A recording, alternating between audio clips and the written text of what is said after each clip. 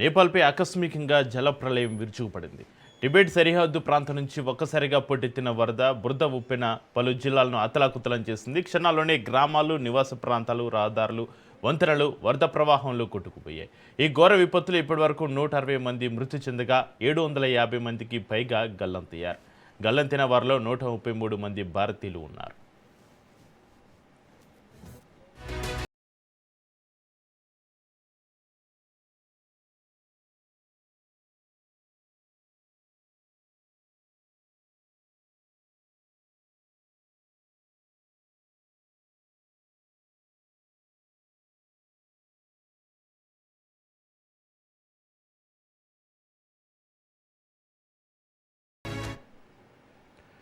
కైలాస మానస సరోవర్ యాత్రకు వెళ్లి తిరిగి వస్తున్న ఈసా ఫౌండేషన్కు చెందిన 77 మంది యాత్రికులు కూడా గల్లంతిన వారిలో ఉన్నారు. మరోవైపు హైదరాబాద్ నుంచి వెళ్లిన 31 మంది బృందం క్షేమంగా ఉన్నట్లుగా సమాచారం అందడంతో కుటుంబాల్లో కొంత ఊరటల నెలకొంది.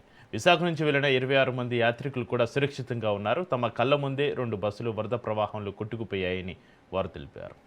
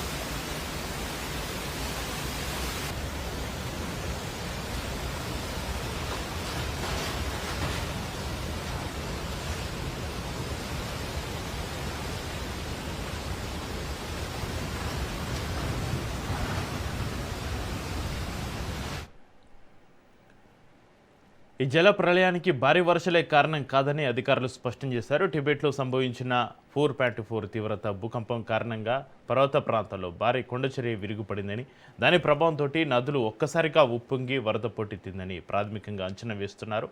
రాసువా, దాడింగ్, నోవాకోట్ సహా 7 జిల్లాల్లో తీవ్ర విధ్వంసం జరిగింది. వరద దాటికి ఇల్లు, భవనాలు, వంతెనలు కొట్టుకుపోయాయి. పలు జల విద్యుత్ కేంద్రాలు దెబ్బతినడంతో విద్యుత్ సరఫరాకు అంతరాయం ఏర్పడింది. సహాయక చర్యల కోసం నేపాల్ సైన్యం హెలికాప్టర్లో, డ్రోన్లను రంగంలోకి దించింది. 100 మందికి పైగా ప్రజలను ఇప్పటికే రక్షించినట్లుగా సమాచారం.